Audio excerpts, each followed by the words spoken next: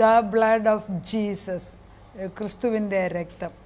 ഇനിയുള്ള 2-3 സെഷൻസ് അതിനെക്കുറിച്ചാണ് പറയുന്നത്.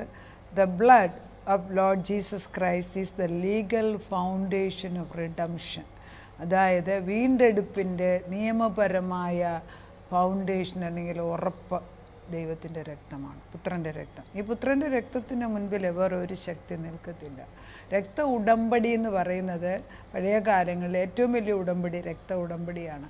അതുകൊണ്ടാണ് രക്തം ചൊരിഞ്ഞിട്ടല്ലാതെ വിമോചനമില്ല. രക്ത ഉടമ്പടി എന്ന് പറയുമ്പം 2 സൈഡ് ഒന്നിച്ച് ഉടമ്പടി എടുക്കുമ്പം ഒരാളുടെ ഈ റിസ്റ്റിൻ്റെ ഇവിടെ മറ്റേ ആളുടെ അതേ വലത് കൈയുടെ റിസ്റ്റിൻ്റെ ഭാഗം മുറിച്ചിട്ട് ആ രക്തം തമ്മിൽ ഒന്നിച്ച് ചേരത്തക്ക വിധത്തിൽ അവരിങ്ങനെ ബന്ധിച്ചിട്ടാണ് പറയേണ്ട കാര്യം ഒന്നിച്ച് പറഞ്ഞ് സ്ഥിരപ്പെടുത്തും. That means it's a blood covenant. രക്ത ഉടമ്പടിയാണ്, അത് മാറാൻ ഒക്കൂല. Once you do that blood covenant, you cannot change, you cannot move from it until death it is bound. എന്നാൽ ദൈവവുമായിട്ടുള്ള രക്ത ഉടമ്പടി ഒരിക്കലും മാറുന്നില്ല.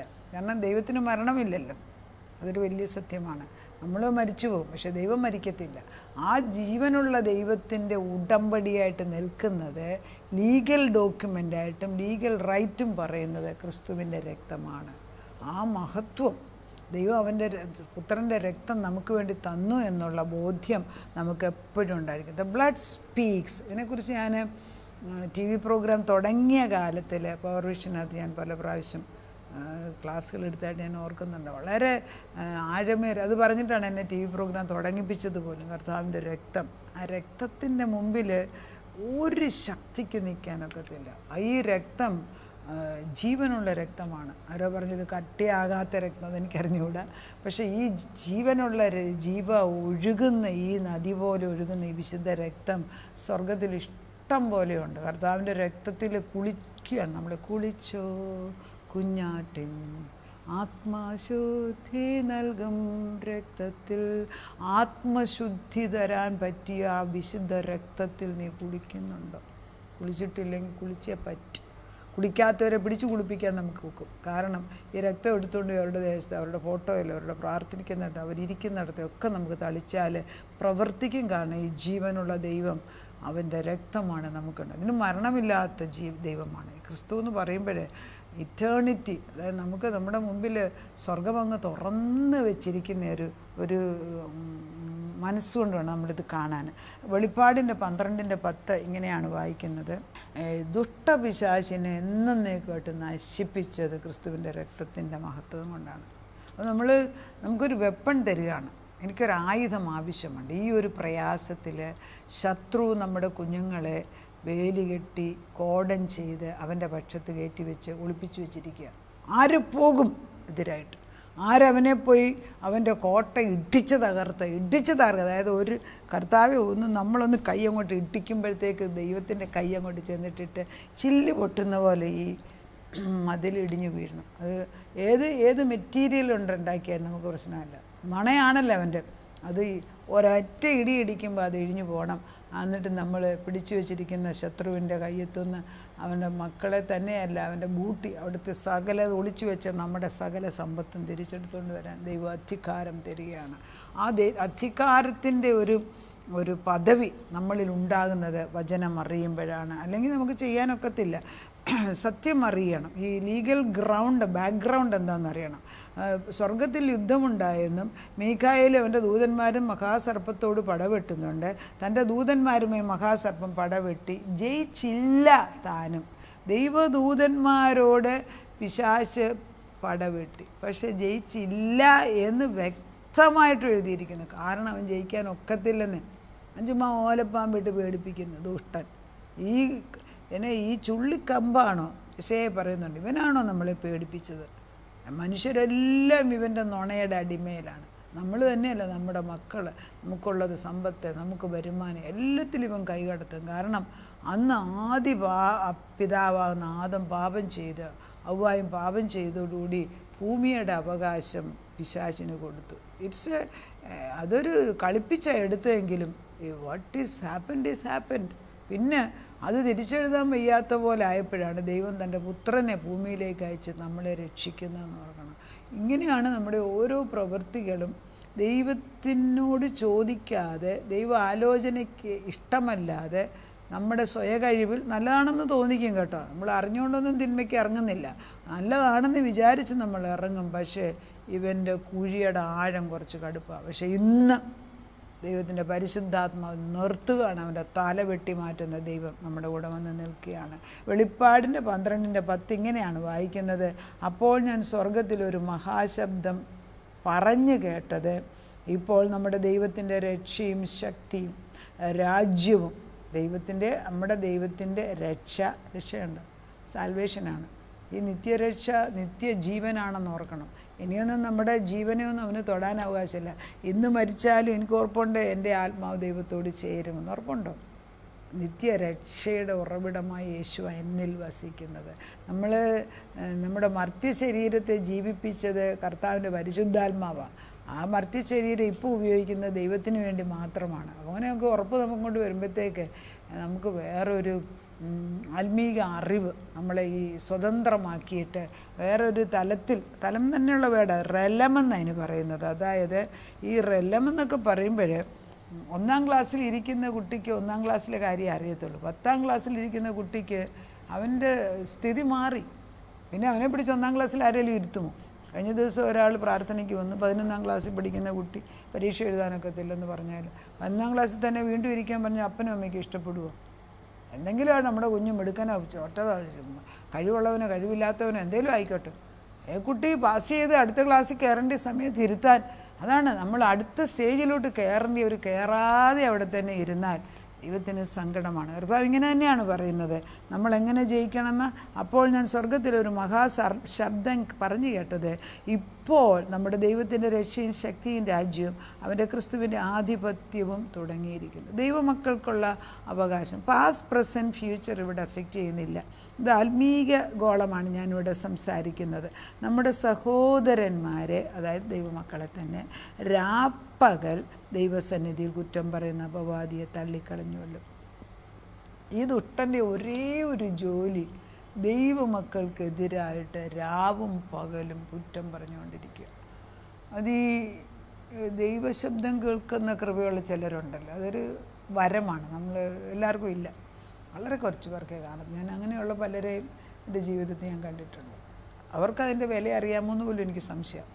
ഈ ദൈവശബ്ദം കേൾക്കുന്നവർ കർത്താവിൻ്റെ ശബ്ദം വ്യക്തമായിട്ട് കേൾക്കും. പക്ഷെ അവർക്ക് ഒരു പ്രശ്നമുള്ളത്, അതേപോലെ ദുഷ്ടാത്മാവിൻ്റെ ശബ്ദവും കേൾക്കും. രണ്ട് സൈഡ്. അപ്പോൾ നമ്മൾ ഇത് അസുഖമാണെന്നൊക്കെ, ഇത് അസുഖമൊന്നുമല്ല. ദിറ്റ് ഈസ് ബിക്കോസ് നമുക്കത് കേൾക്കാൻ പ്രത്യേകമായിട്ടുള്ള സീർ എന്ന് പറയാം, സിയർ അത് പ്രോഫറ്റിക് മിനിസ്ട്രി ഉള്ളവർ, അവർക്കത് കാണാൻ സാധിക്കും, ഇവർക്ക് കേൾക്കാൻ സാധിക്കും. നല്ല വ്യക്തമായിട്ട് അവർ കേൾക്കും. അവർക്ക് മറവിയില്ല ഈ കാര്യങ്ങളിൽ. നമ്മൾ അതിശയിച്ചു ഇവരുടെ ഈ ഓർമ്മശക്തിയൊക്കെ കാണും. അതൊക്കെ പരിശുദ്ധാത്മാവിൻ്റെയാണ്. അപ്പം ഇവർക്ക് ഒരു ദൂഷ്യം എന്ന് വെച്ചാൽ ദൈവശബ്ദം കേൾക്കുന്നത് പോലെ തന്നെ പിശാചിൻ്റെ ശബ്ദവും കേൾക്കും.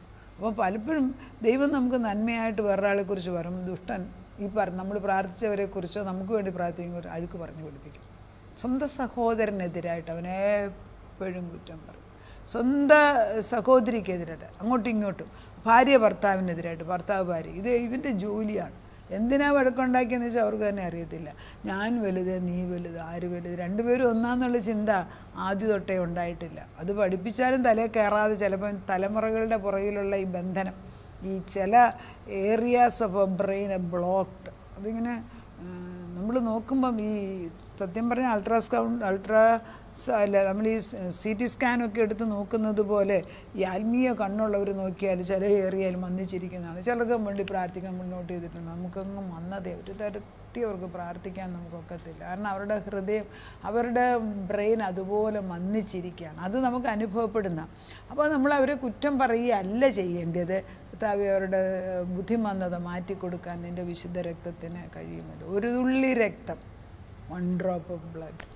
കർത്താവേ, ഈ വെള്ളത്തിൽ, ഈ കലങ്ങിക്കിടക്കുന്ന വെള്ളത്തിൽ, ഈ ബ്രെയിനകത്ത് ഒരു തുള്ളി ഇതിൻ്റെ രക്തം ഒന്ന് ഒഴിക്കാമോ എന്ന് പറഞ്ഞൊന്ന് പ്രാർത്ഥിച്ച് നോക്കിക്കേ. ദൈവം പറയുന്നത് അങ്ങനെയാണ്, സഹോദരന്മാരെ രാപ്പകൽ ദൈവസന്നിധി കുറ്റം പറയുന്ന അപവാദിയെ തള്ളിക്കളഞ്ഞു. അവർ അവനെ എങ്ങനെ ജയിച്ചെന്നാണ് പറയുന്നത്? കുഞ്ഞാടിൻ്റെ രക്തം ഹേതുവായിട്ടും തങ്ങളുടെ സാക്ഷ്യവചന ഹേതുവായിട്ടും ജയിച്ചു. മരണപര്യന്തം തങ്ങളുടെ പ്രാണനെ സ്നേഹിച്ചതുമില്ല. എങ്ങനെയാണ് ജയിക്കേണ്ടത്? അവർ അവന് കുഞ്ഞാടിൻ്റെ രക്തം ഹേതുവായിട്ടും തങ്ങളുടെ കുഞ്ഞാടിൻ്റെ രക്തവും സാക്ഷ്യവചനവും. ഇംഗ്ലീഷിൽ ദേ ഓവർകെയിം എന്നാണ് പറഞ്ഞ് എഴുതിയിരിക്കുന്നത്. ഓവർകം എന്ന് പറയുന്നത് ഒരു യുദ്ധത്തിന് ഉപയോഗിക്കുന്ന ഒരു വാക്കാണ് ഓവർകം. ഓവർകം എന്ന് പറഞ്ഞാൽ സബ്ഡ്യൂ ചെയ്തിട്ട്, ഒരാളെ കോൺക്വറി ചെയ്തിട്ട്, അവൻ്റെ എല്ലാ കൊള്ളയും തിരിച്ചെടുത്ത് കൊണ്ടുവന്ന് അവനെ അടിതറ പറയിപ്പിച്ചിട്ട് അവൻ്റെ കഴുത്തേലോട്ട് ജയിച്ച രാജാവിൻ്റെ തല വെക്കുന്നതാണ് overcome. Can you see that? അത് കാണാനൊക്കുന്നുണ്ടോ? അതായിരിക്കണം നമ്മുടെ ദൃഢത. ശത്രു ഒരു പക്ഷത്തും നമ്മുടെ തലയിൽ കയറാനൊക്കത്തില്ല. അത് നമ്മളൊരു വരച്ചാൽ അത് വരച്ചതാണ്. അത് വചന അടിസ്ഥാനത്തിലാണ് നമ്മൾ വരയ്ക്കുന്നത്. അതിനൊന്നും എതിരായിട്ട് ഒരു ശക്തി ഇന്നുവരെ നിന്നിട്ടില്ല, നിൽക്കാൻ പോകുന്നില്ല. പാതാള ഗോപുരങ്ങൾ ഇതിനെതിരായിട്ട് നിൽക്കത്തില്ല. ഇത് ദൈവത്തിൻ്റെ സത്യങ്ങളാണ്. അതാണ് പാമ്പിനെയും തേളിനെയും ചവിട്ടാൻ ഞാൻ നിനക്ക് അധികാരം തന്നിരിക്കുക. നിനക്കെതിരായി വരുന്ന ഒരു ശത്രുവും നിൻ്റെ മുമ്പിൽ നിൽക്കത്തില്ല. കാരണം ഈ വചനം, അതായത് ഞാൻ എപ്പോഴും പറയും, ഒരു നെഗറ്റീവ് തോട്ട്സ് നമ്മളെക്കുറിച്ച് പറയുമ്പോൾ 5 പോസിറ്റീവ് തോട്ട്സ് തിരിച്ചയക്കണം. ശത്രു ഭയന്നോടത്ത്. പക്ഷേ അത്രമാത്രം വചനം നമ്മളിൽ നിറയണം. ഇത് പഠിപ്പിക്കുന്നതും ദൈവ പരിശുദ്ധാത്മാവാണ്. അല്ലേ നമ്മൾ ഓർക്കത്തില്ല. വചനം ചുമ്മാ പഠിക്കാൻ വിചാരിച്ച് ഓർക്കത്തില്ല. പക്ഷെ ഓരോ അനുഭവത്തിൻ്റെ വെളിച്ചത്തിൽ പഠിക്കുമ്പം അതിന് ജീവനുണ്ട്. നമ്മളെ ദൈവം പുതിയൊരധ്യായത്തിലേക്ക് കയറ്റുകയാണ്. കർത്താവിൻ്റെ രക്തം നമുക്ക് വേണ്ടി യുദ്ധം ചെയ്യുന്നു, നമുക്ക് വേണ്ടി സംസാരിക്കുന്നു. പ്രാർത്ഥിക്കും. നാഥാ, ക്രിസ്തുവിൻ്റെ രക്തത്തെക്കുറിച്ചാണ് ഏറ്റവും വലിയ യുദ്ധത്തിന് ഉപയോഗിക്കാവുന്ന ആയുധം നിൻ്റെ വിശുദ്ധ രക്തം. ഡ്രോപ്പ് ഓഫ് ബ്ലഡ്, ഒരു ഡ്രോപ്പ് മതി. ഏത് പാപിക്കും മാനസാന്തരം വരും. കല്ലുപോലുള്ള ഹൃദയം മാംസളമാകും. ഇതുവരെ കേൾക്കാത്ത എൻ്റെ ചെവിയുടെ പുറകിൽ അല്പരക്തം നിൻ്റേത് തളിക്കുകയാണ്. കാലുകളെ വഴിതെറ്റിപ്പോകുന്നിടത്ത് നിൻ്റെ രക്തം ഞങ്ങൾ തളിക്കുകയാണ്. അവരുടെ നെറ്റിമേലെ നിൻ്റെ രക്തം ഞങ്ങൾ വെക്കുകയാണ്. കർത്താവേ, അവരൊന്നും എങ്ങും പോകാനൊക്കത്തില്ല. നിൻ്റെ സ്നേഹത്തിൻ്റെ മുൻപിൽ നിൻ്റെ വിശുദ്ധ രക്തമെടുത്ത് ഞങ്ങൾ കട്ടിലപ്പടിയിലും ഉമ്മരപ്പടിയിലും വെക്കുന്നത് പോലെ തന്നെ നമ്മുടെ തലമുറകളുടെ മേലെ ശത്രുവിൻ്റെ നോട്ടം വെച്ചിരിക്കുന്ന അഴിഞ്ഞു പോയേക്കത്തുള്ളൂ. സകല മുഴങ്കാലും നിൻ്റെ മുമ്പിൽ മടങ്ങും. വിശുദ്ധ രക്തത്തിൻ്റെ മുമ്പിൽ ഒരു പിശാച് നിന്നിട്ടില്ല. യേശുവിൻ്റെ രക്തമൊന്ന് പറയാൻ പോലും അവർക്ക് അവകാശമില്ല. ഫറവോൻ്റെ മുൻപിൽ വെള്ളം രക്തമായി മാറി. എന്ത് ചെയ്യണമെന്നറിയാൻ വയ്യാതെ വെപ്രാളപ്പെട്ടു. മോശയെക്കൊണ്ട് തന്നെ പ്രാർത്ഥിപ്പിച്ചു. വീണ്ടും വെള്ളം രക്തം മാറി വെള്ളമായി മാറി. എന്നാൽ അതിനിടയ്ക്ക് എല്ലാ മീനുകളും എല്ലാ ജീവികളും അതിനകത്തത് ചത്തുപോയി. അത്രയേ ഉള്ളൂ. ദൈവത്തിൻ്റെ പരിശുദ്ധാത്മ ഒന്ന് തൊട്ടാൽ ശത്രു ചത്തുപോകും. കർത്താവിൻ്റെ ആത്മാവ് വിശുദ്ധ രക്തത്താൽ ജയമെടുക്കാൻ ഞങ്ങളെ പഠിപ്പിക്കണമേ. ആത്മാവിൻ്റെ ശക്തി ഓവർകമ്മേഴ്സ്, അതായത് ശുദ്ധത്തിൽ ജയിച്ചു നിൽക്കാൻ, ശത്രുവിൻ്റെ തലയ്ക്ക് കഴുത്തിന് കാല് വെക്കുന്ന രാജാക്കന്മാർ ചങ്ങലയിട്ട് തോറ്റവനെ റോഡിൽ കൂടെ വലിച്ചു കൊണ്ടുപോകുന്നു. ഇതൊക്കെ പഴയ നിയമകാലത്ത് യുദ്ധത്തിൽ ചെയ്ത. എന്നാൽ ആത്മീയ ഗോളത്തിൽ ഞങ്ങളുടെ മക്കളെ ദുഷ്ടൻ പിടിച്ചുകൊണ്ട് പോയിട്ടിരിക്കുന്നിടത്തൊന്ന് പിടിച്ചു കൊണ്ടുവരാൻ നീ ഒരു സൈന്യത്തെ അയച്ചിട്ട് നിൻ്റെ മഹാശക്തിയിൽ വിശുദ്ധ രക്തം പിടിച്ചുകൊണ്ട് ഞങ്ങൾ പ്ലീഡ് ചെയ്യുമ്പോൾ, പ്ലീഡിങ് ഇറ്റ്സ് എ കോർട്ട് കേസാണ്. ഇത് പ്ലീഡ് ചെയ്യാണ്, pleading, arguing the case before you.